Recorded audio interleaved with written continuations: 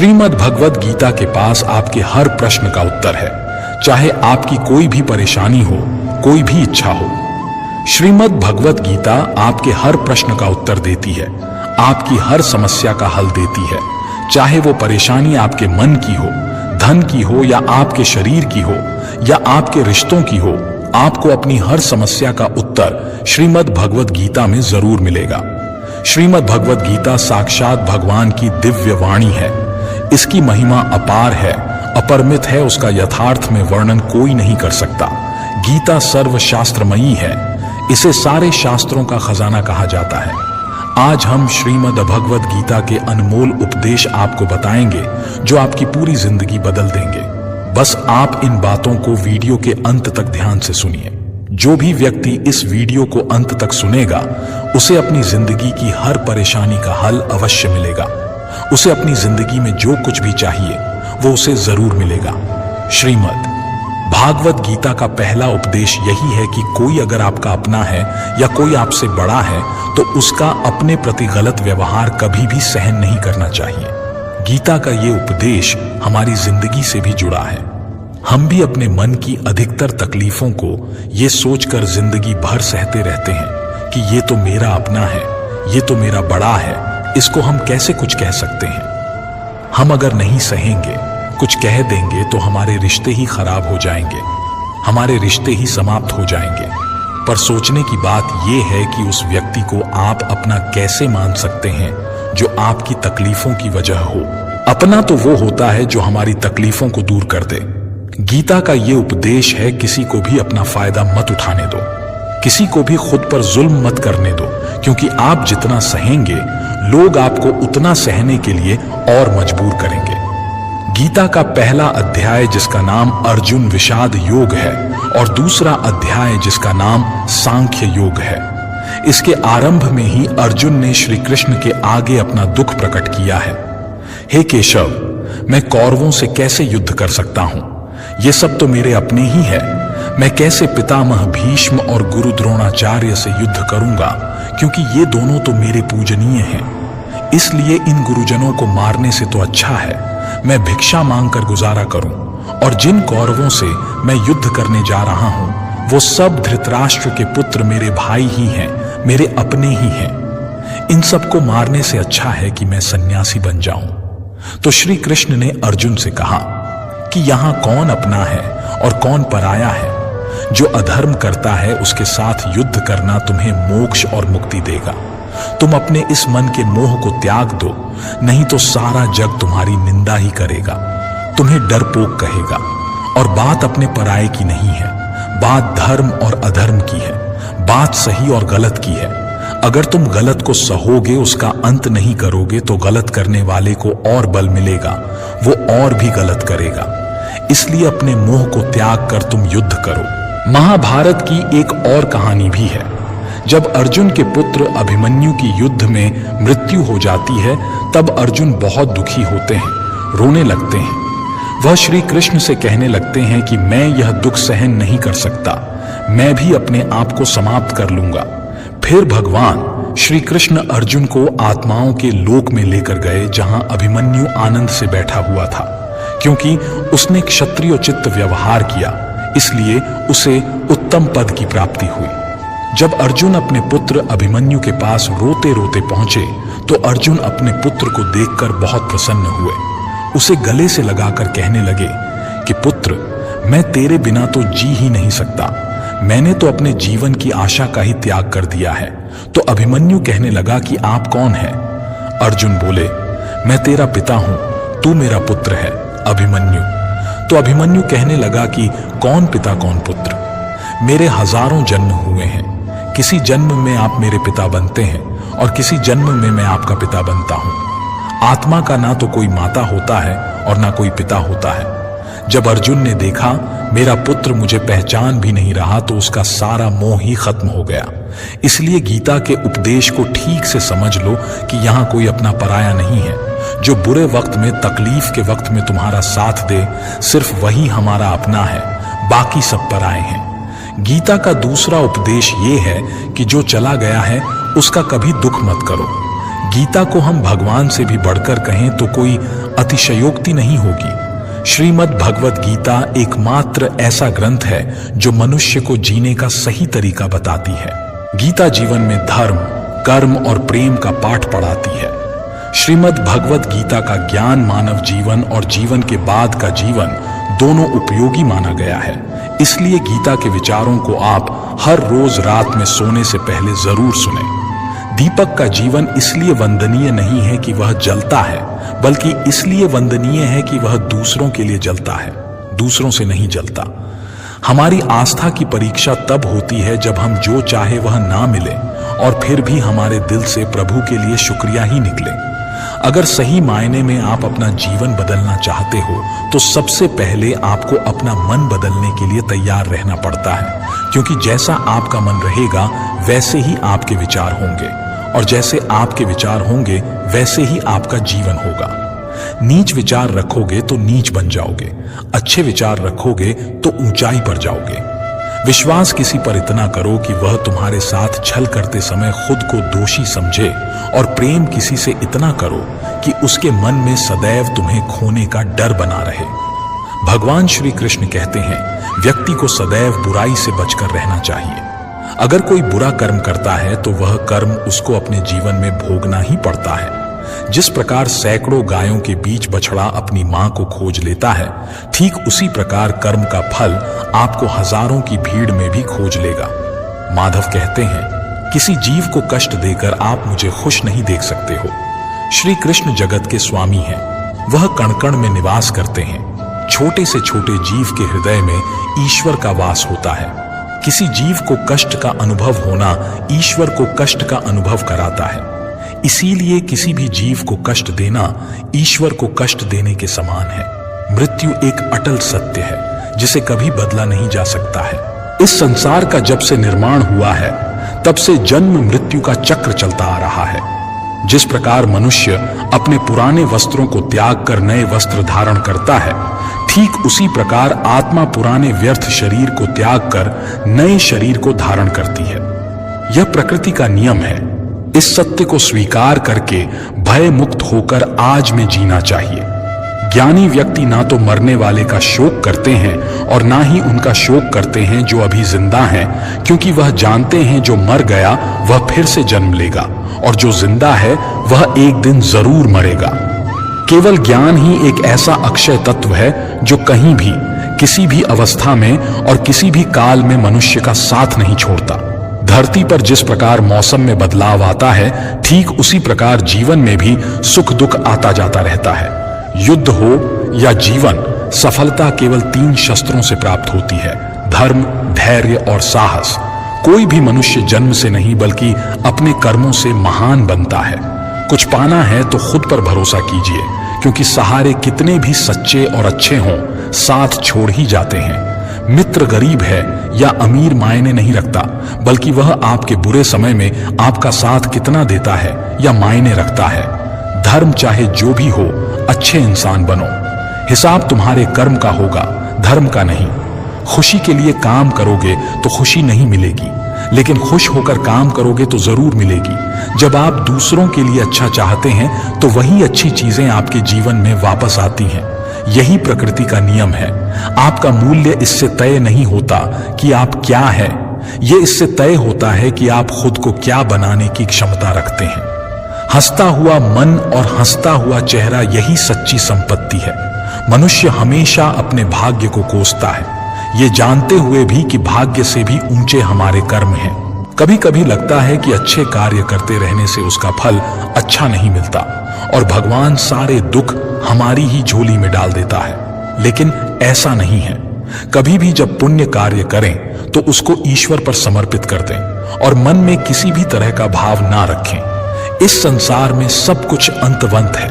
पाप और पुण्य दोनों इस संसार से संबंधित हैं, इसलिए पाप और पुण्य भी अंतवंत हैं। पुण्य सुख देकर और पाप दुख देकर अंत को प्राप्त होता है, लेकिन पाप और पुण्य में थोड़ा अंतर यह है कि पुण्य का फल यदि हम नहीं चाहते तो उस फल को अस्वीकार करने के लिए स्वतंत्र हैं। इसलिए जो भी हम सत्कर्म करते हैं अंत में प्रभु को समर्पित कर देते हैं। लेकिन यह सवाल उठता है कि क्या भगवान स्वीकार करेंगे? निश्चित स्वीकार करेंगे, क्योंकि भगवान ने स्वयं गीता में अर्जुन से कहा है, हे कुंती पुत्र, तुम जो भी करते हो, जो भी खाते हो, पवित्र यज्ञाग्नि में जो आहुति डालते हो, जो भी दान देते हो, जो भी तपस्या करते हो, वह सब मुझे अर्पित करते हुए करो। इसलिए जो भी कर्म करें भगवान को समर्पित करने के भाव से करें। इस प्रकार हम जो भी पुण्य कर्म करेंगे ईश्वर को साथ रखकर समष्टि के कल्याण की भावना से करेंगे और उसे ईश्वर को समर्पित भी कर देंगे, ताकि उस पुण्य का भी अभिमान न हो। देखो, पाप लोहे की जंजीर है तो पुण्य सोने की, बंधन दोनों में है। लोहे की जंजीर से छूटने का आदमी को मन भी करता है, लेकिन सोने की जंजीर से जो बंधा हुआ हो उसको वह बंधन प्यारा लगने लगता है। उसमें उसको धन नजर आता है, उससे छूटने का मन नहीं करता। गीता में श्री कृष्ण ने कहा है कि पुण्य कर्म मुझे समर्पित कर दे, मुझे अर्पण कर दे, नहीं तो उसके बंधन में बंधोगे। लेकिन जहां तक पाप कर्म की बात है तो कहा गया है कि वह भोगना ही पड़ता है। रामचरितमानस में निषाद राज गुह को राम जी का प्रेम यानी भक्ति मिली। भगवान राम गंगा पार कराने पर जब केवट को उतराई देने लगे तो उसने विनय पूर्वक उसे स्वीकार करने से इनकार कर दिया। तो क्या खाली हाथ लौटाया उसे? नहीं। तब भगवान ने केवट को विमल भक्ति का वरदान देकर अनुग्रहित किया। भक्ति एक ऐसी चीज है जो पुरुषार्थ से प्राप्त नहीं होती, जिस पर ईश्वर कृपा करते हैं उसी को प्राप्त होती है।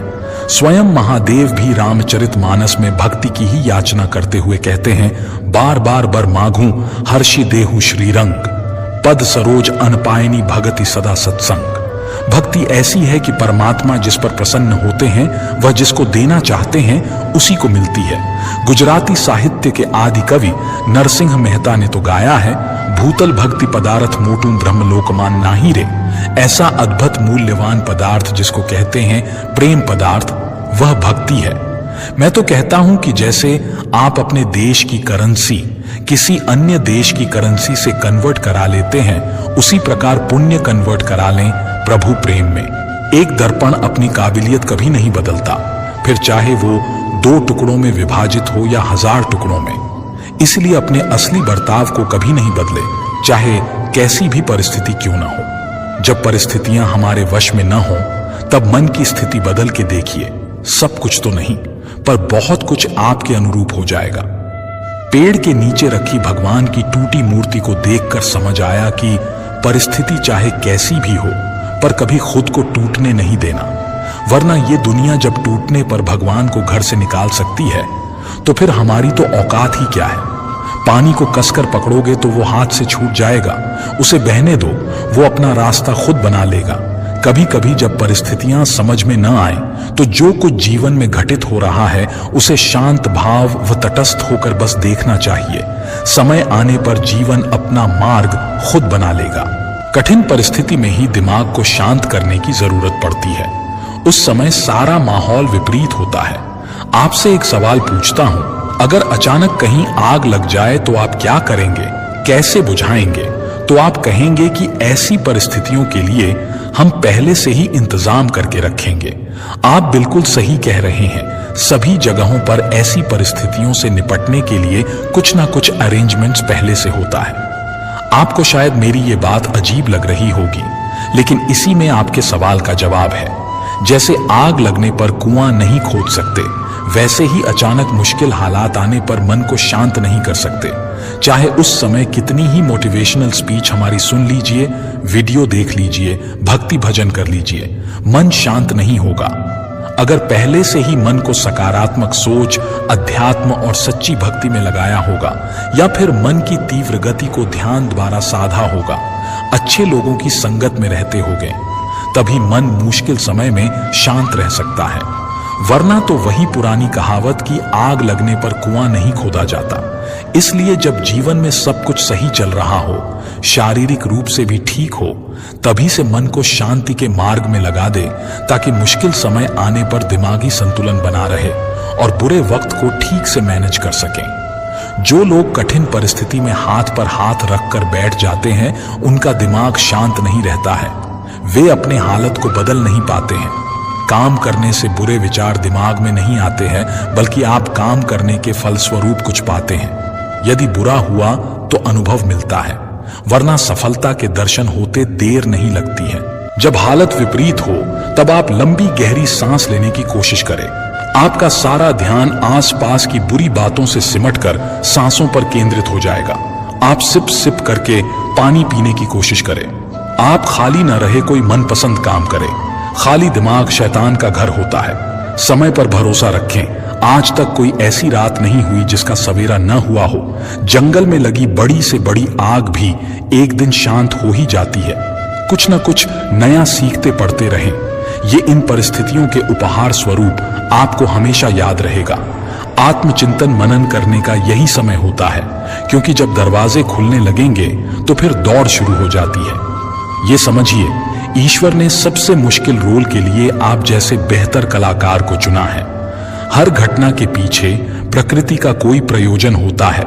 इस समय को टिक टिक करती घड़ी की सुइयों की तरह लें। सभी को अपने हिस्से का सुख या दुख स्वयं ही तो भोगना होता है। सुख में तो फिर भी सभी मिलेंगे, लोग आसपास आपको, लेकिन दुख में कोई नहीं आता मदद करने, सभी दूर खड़े रहते हैं। और कई बार तो हम दुख में खुद को बिल्कुल अकेला पाते हैं।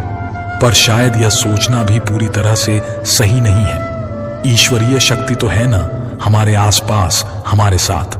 बस आवश्यकता होती है तो उन शक्तियों को पहचानने की। बस एक बार कुछ फुर्सत के पल निकालकर उन्हें दिल से याद तो कीजिए। वे अवश्य आते हैं हमारी मदद करने। जब दुखों से हार जाओ तो घबराने से कुछ नहीं होगा। तुम्हारा जीवन इतना संघर्ष भरा क्यों हुआ, जरा ये तो सोचो। लोग तो ये भी कहते हैं अगले पिछले कर्म ऐसे होंगे तभी तो इतना दुख मिला है। नहीं, पगले बिल्कुल नहीं, बल्कि तुम इस कार्य के लिए चुने गए हो उस प्रभु के द्वारा। तुम में इतनी क्षमता है कि तुम सहन कर सकते हो हर कष्ट, हर दर्द। विपरीत परिस्थितियों में भी जो न टूटे खरा सोना बनकर निकले, ऐसे हो तुम। कई बार हम सोचते हैं बस बहुत हुआ, अब नहीं होगा। कुछ हमसे तो सोचो, क्या किसी ने कहा है तुमसे ये सब सहन करने के लिए नहीं ना? जीते तो सभी हैं और एक दिन चले भी जाते हैं। इस दुनिया से तो क्या ऐसा जीवन भी कोई जीवन है जब तक कि कोई संघर्ष ना हो। आपको अपने विचारों पर नियंत्रण रखने की जरूरत नहीं है। आपको बस उन्हें अपने ऊपर नियंत्रण करने देना बंद करना होगा। एक व्यक्ति शांत मन के जितना करीब आता है, वह मजबूती के उतना ही करीब होता है। मन पानी की तरह है, जब यह अशांत होता है तो देखना मुश्किल हो जाता है। जब यह शांत होता है तो सब कुछ स्पष्ट हो जाता है। अपनी आंखें बंद करें, कुछ देर के लिए अपना दिमाग बंद करें, क्योंकि वहां एक शांत भूमि है जो आपकी उपस्थिति का इंतजार कर रही है। कभी कभी समुद्र के शांत होने की प्रतीक्षा करने का समय नहीं होता है। यदि आपको अपने लक्ष्य तक पहुंचना है तो अपनी यात्रा शुरू करें और तूफान को अपना रास्ता बनने दें। धैर्य प्रतीक्षा करने की क्षमता नहीं है। धैर्य का अर्थ है शांत रहना, चाहे कुछ भी हो जाए। इसे सकारात्मक विकास के अवसरों में बदलने के लिए लगातार कार्रवाई करना और यह विश्वास रखना कि जब आप प्रतीक्षा कर रहे हो तो अंत में सब कुछ ठीक हो जाएगा। जब आप आंतरिक शांति का अनुभव करते हैं तो आप स्वीकार करते हैं कि आप कौन हैं। आपकी ताकतें, खामियां, इच्छाएं, सपने, वो सब कुछ जो आपको विशिष्ट रूप से आप बनाता है।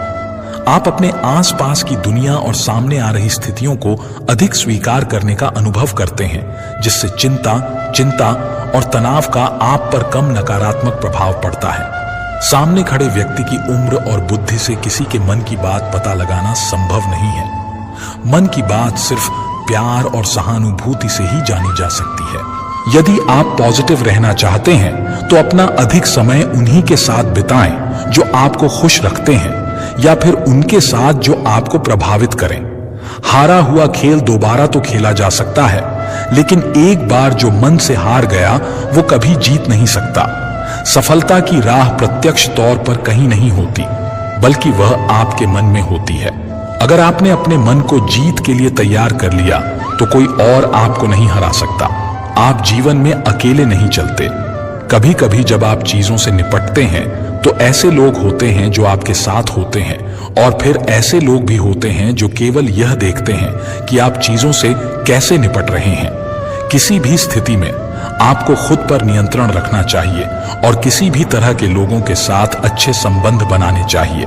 इसलिए शांत और निर्मल आभा बनाए रखें और आपके लिए चीजों से निपटना आसान हो जाएगा। यदि आपका मन शांत है तो विश्वास करें, आप इस दुनिया में कुछ भी जीत सकते हैं। ऐसा इसलिए है क्योंकि आप अपने कर्मों का उपयोग करने में सक्षम होंगे और चमत्कार के अलावा कुछ नहीं देंगे। और दुनिया आश्चर्यों के सामने झुकती है। कोई किसी के दुख का कारण नहीं होता, ये तो अपने ही कर्म होते हैं जिसकी वजह से दुख उठाने पड़ते हैं। आज कौन सुखी नहीं होना चाहता, परंतु वह इसके लिए जो कर्म कर रहा है उसमें सुख है ही नहीं तो मिलेगा कहां से। कर्म प्रधान विश्व करी राखा, जो जस करी सो तस फल चाखा। हम आज जो कुछ कर रहे हैं वह निष्फल नहीं होता, देर सबेर उसका फल अवश्य मिलता है। विज्ञान भी कहता है कि हर क्रिया की प्रतिक्रिया होती है।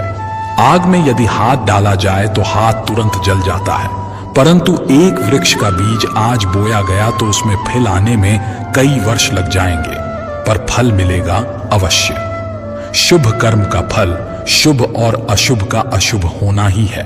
आज हम जो कुछ हैं वह पिछले कर्मों का देन है। इसी को प्रारब्ध कहते हैं। प्रारब्ध के बाद पुरुषार्थ बहुत महत्वपूर्ण है। हम जो कुछ बनना चाहते हैं या जिस क्षेत्र में आगे बढ़ना चाहते हैं उसमें अपने पुरुषार्थ की महत्वपूर्ण भूमिका होती है, साथ ही साथ ईश्वरीय कृपा। ईश्वर अनुकूल या प्रतिकूल परिस्थितियां देता है, उन परिस्थितियों से अपनी बुद्धि और सामर्थ्य के बल पर निपटना तो आपको ही होगा। दैवीय शक्तियां पुरुषार्थ वालों की ही मददगार होती हैं, निठल्ले, आलसी और लोगों की नहीं। गीता में भगवान कृष्ण ने योग क्षेमम वहाम्यहम की बात कही है, वही कर्म की प्रधानता को दर्शाया है। भगवान पर पूर्ण रूप से आश्रित होकर देखिए।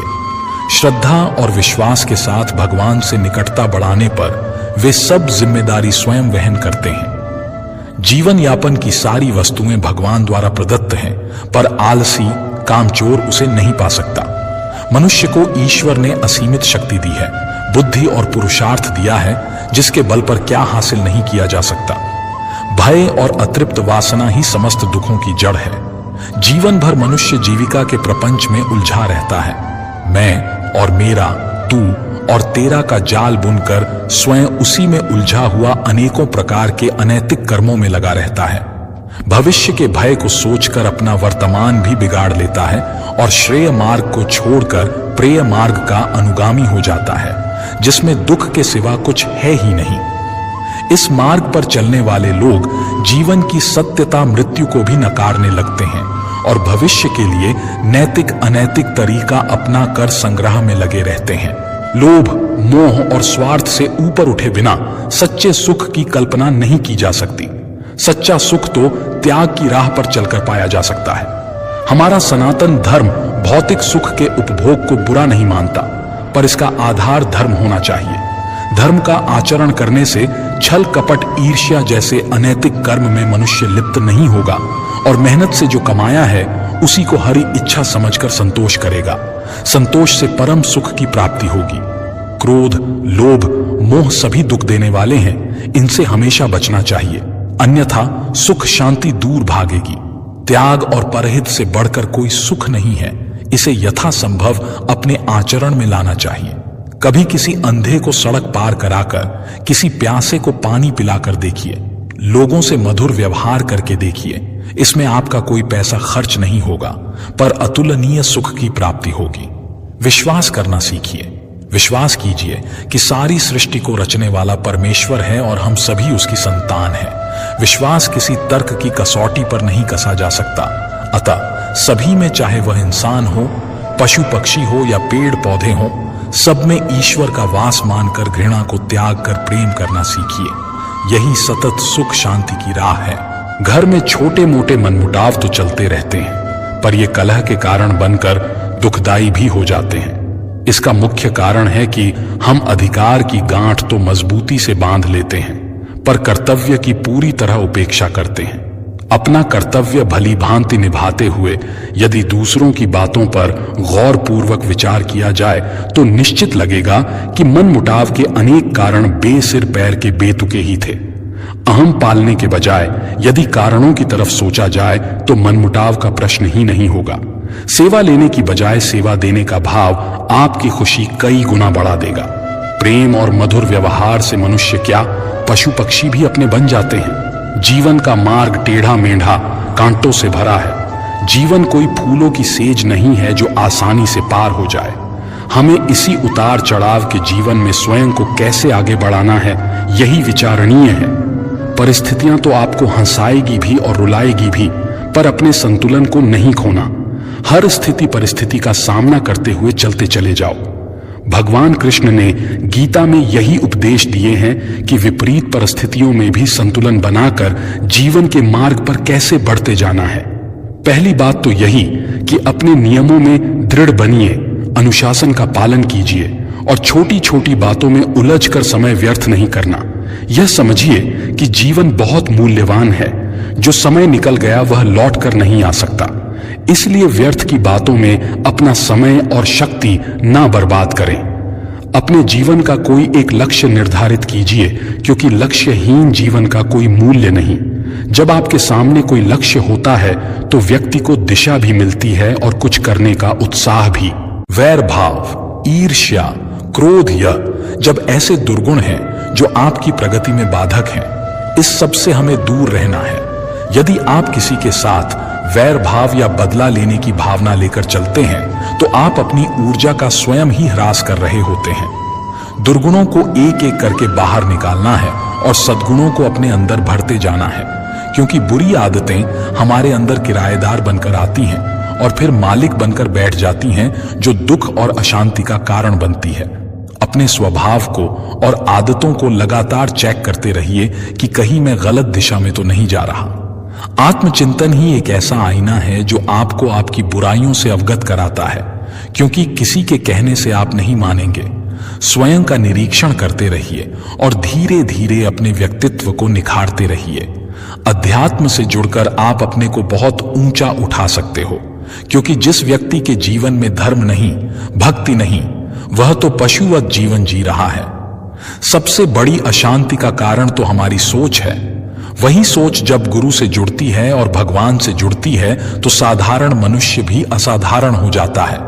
अपने जीवन को संतुलित करना, नियमों से बांधना, आध्यात्मिक होना, ध्यान, पूजा पाठ, हर चीज के लिए समय निर्धारित करके चलना, मन में नकारात्मक विचारों को ना आने देना, सब शुभ को ही अपनी ओर आमंत्रित कीजिए। यही शांति का मूल मंत्र है। सनातन धर्म में कर्म कार्य कारण के सिद्धांत से जुड़ा हुआ है।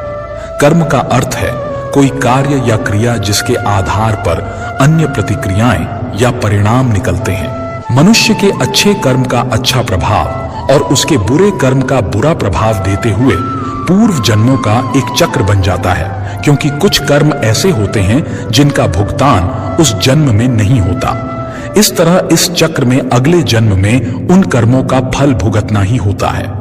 वहीं कार्य कारण सिद्धांत का संबंध न केवल भौतिक युग से होता है, बल्कि हमारे द्वारा किए जा रहे कार्यों, सोचे जा रहे विचारों, कहे जा रहे शब्दों तक पर यह लागू होता है।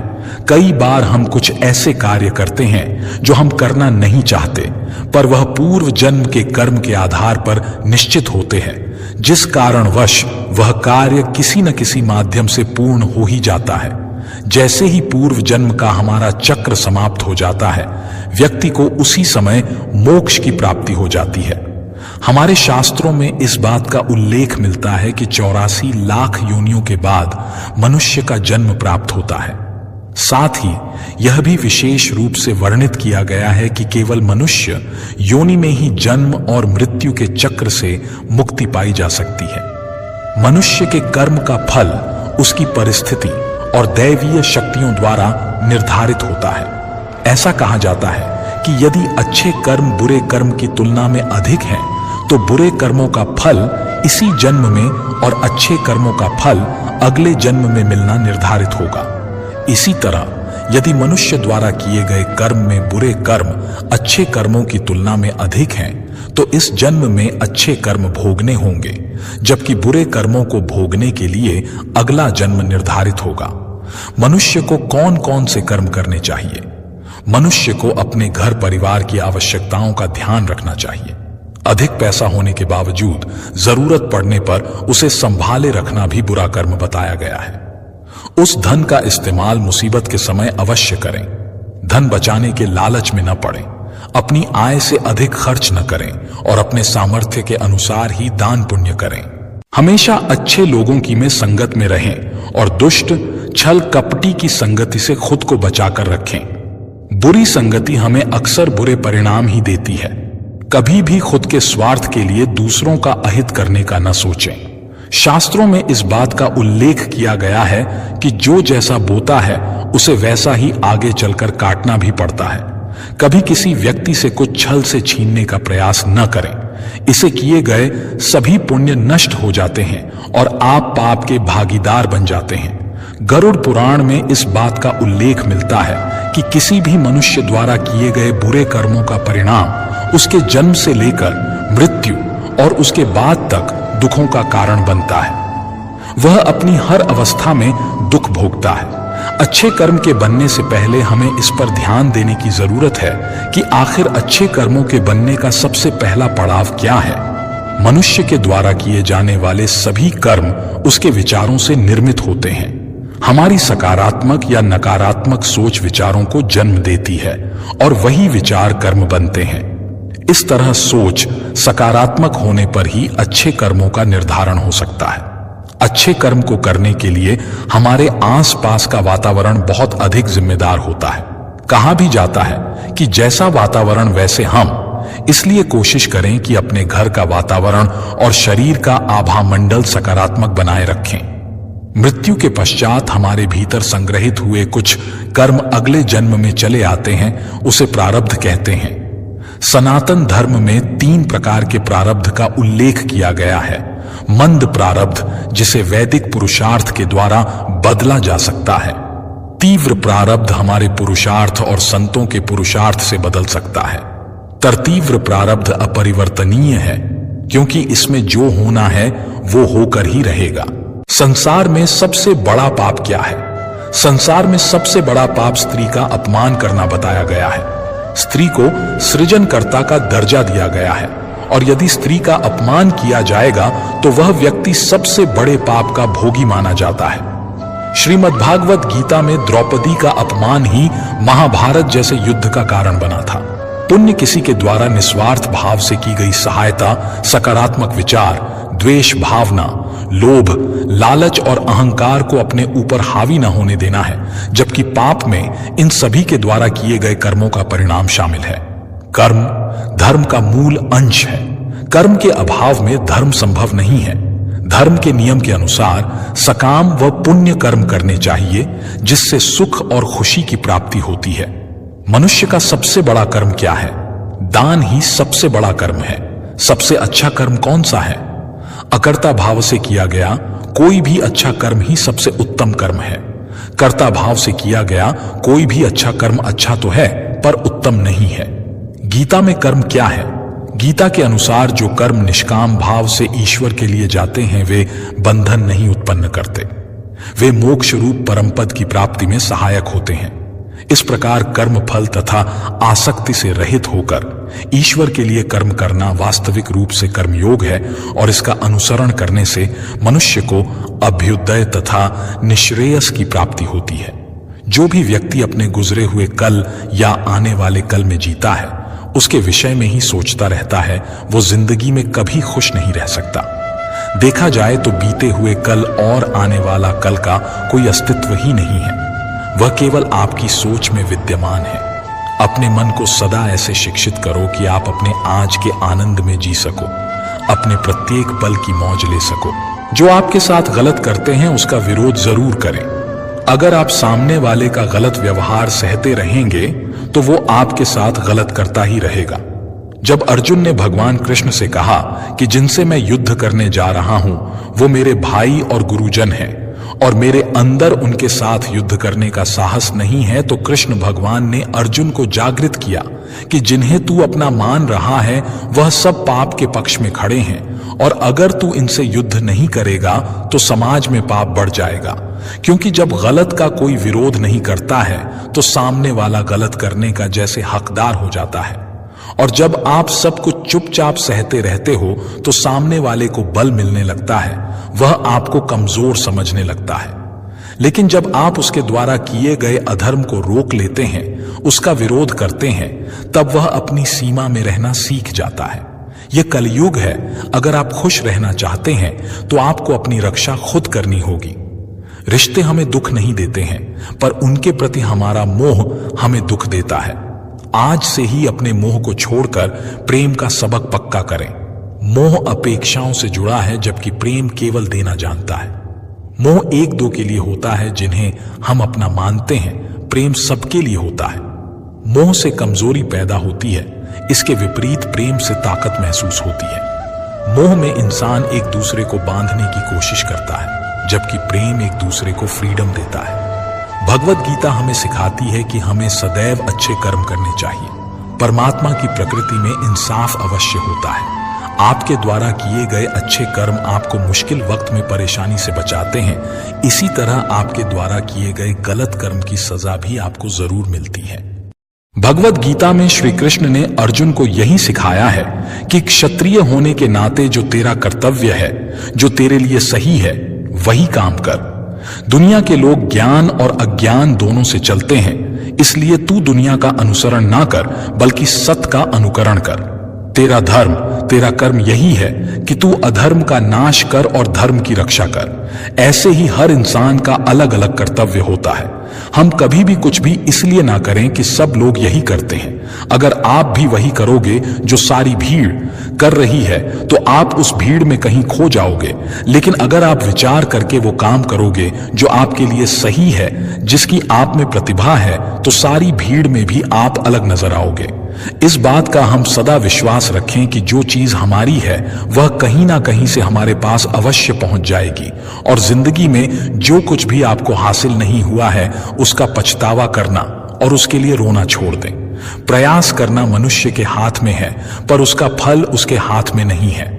हम जीवन में किसी की मदद करें या ना करें, पर किसी का भी दिल हमारी वजह से ना दुखे, यह बात हमेशा हमें याद रहे।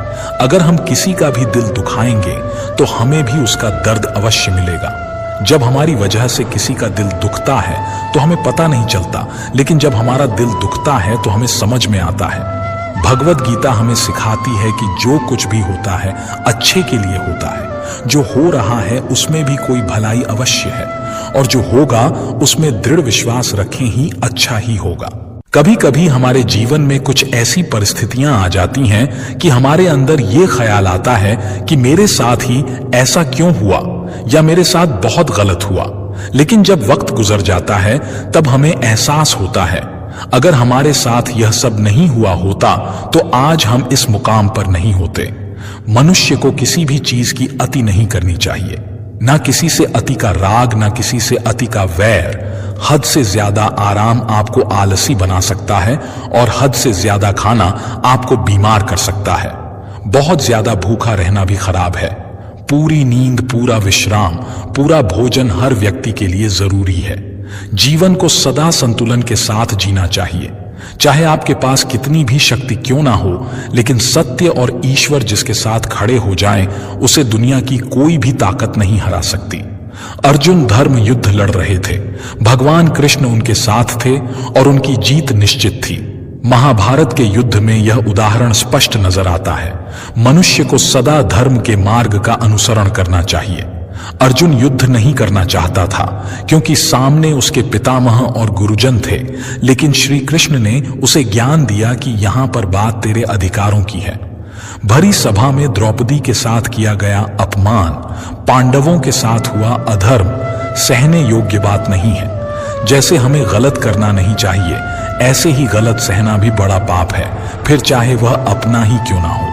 जो भी व्यक्ति श्रीमद् भगवत गीता से मिलने वाली इन सीखों का मनन चिंतन करेगा, इनके महत्व को समझेगा, वो जिंदगी की हर परिस्थिति को स्थिरता के साथ पार कर पाएगा। जीवन में आने वाले मुश्किल समय में भी उसे रास्ता अवश्य मिलेगा। जब समय विपरीत हो तब शांत रहना ही सही होता है। अशांति तभी आती है जब सब कुछ आपकी इच्छानुसार नहीं होता है अथवा कुछ भी आपके हिसाब से नहीं होता है। शांत रहने के लिए आपको बहुत कुछ छोड़ना होगा, अच्छे से समझना होगा कि सब कुछ आपके हिसाब से नहीं होगा। और इसके अलावा किसी से भी कोई उम्मीद न रखें। जब हम किसी से कोई उम्मीद करते हैं और वह पूरी नहीं होती, तब दुख होता है और सोच सोच कर मन अशांत रहने लगता है। और जब मन अशांत रहता है तो कुछ भी अच्छा नहीं लगता और व्यक्ति शक्तिहीन सा महसूस करने लगता है। इसके अलावा इस बात से बहुत दूर रहें कि कोई क्या कर रहा है, क्यों कर रहा है, कैसे कर रहा है। कोई भी व्यक्ति जितना बता दे उतना ही सुन लें, उसके आगे कुरेदने की आवश्यकता नहीं है। अपने धर्म के अनुसार अपने प्रभु से मन लगाएं, प्रभु में विश्वास रखें। जो कुछ सुलभ है उसी में खुश रहना सीखें। अपनी सेहत का ध्यान रखें। आप जितना प्रकृति के नजदीक होंगे उतना ही आप खुद में शांति की अनुभूति करेंगे। आप किसी नदी, किसी पर्वत पर भी जा सकते हैं। आप ध्यान द्वारा भी शांति प्राप्त कर सकते हैं। मन का बेचैन होना उसका स्वभाव है।